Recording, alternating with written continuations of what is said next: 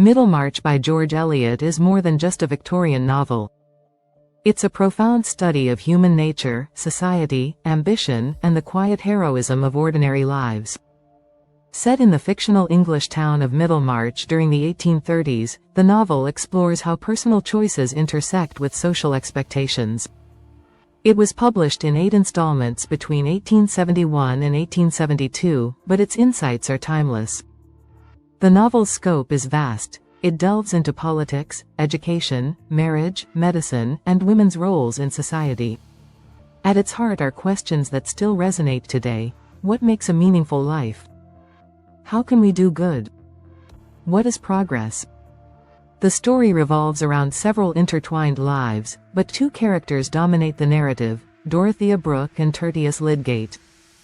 Dorothea is an intelligent, idealistic young woman who wants to lead a life of purpose.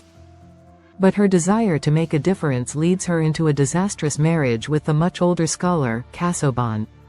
She hopes to support his intellectual work, but finds herself trapped in a loveless and controlling relationship. Tertius Lydgate, a young doctor, also arrives in Middlemarch with idealistic dreams. He wants to reform medicine and introduce modern scientific methods. But he too makes a fateful marriage, this time to the beautiful but shallow Rosamond Vincy. Rosamond's vanity and Lydgate's financial troubles crush his ambition.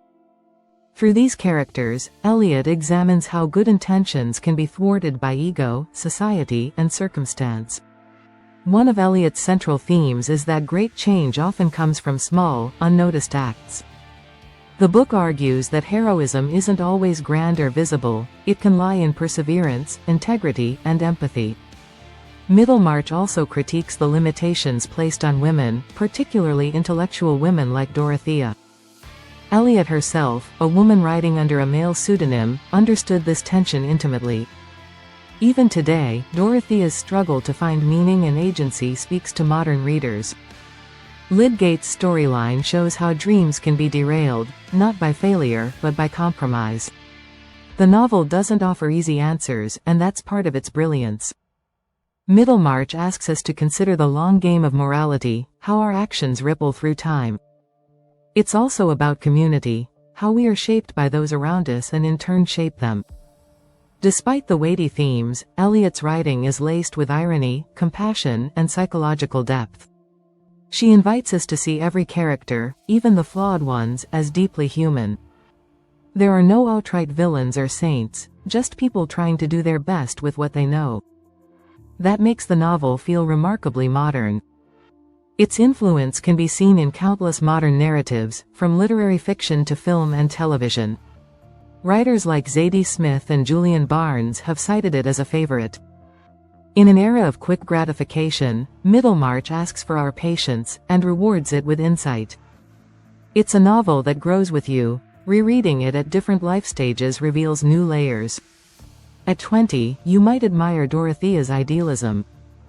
At 40, you might understand Lydgate's weariness.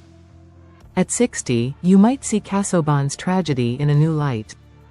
In the end, the book closes with a quiet, moving tribute to unnoticed lives. Dorothea may not have changed the world, but she changed the people around her. And in Eliot's eyes, that's a kind of greatness. Middlemarch reminds us that being good is hard, and staying good is harder. It's a love letter to complexity and nuance. If you've never read it, now is the time. And if you have, it's worth revisiting, with new eyes, and perhaps a bit more patience.